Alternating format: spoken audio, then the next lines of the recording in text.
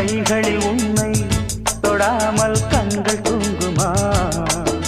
சந்தன தேனை தராமல் தாகம் நீங்குமா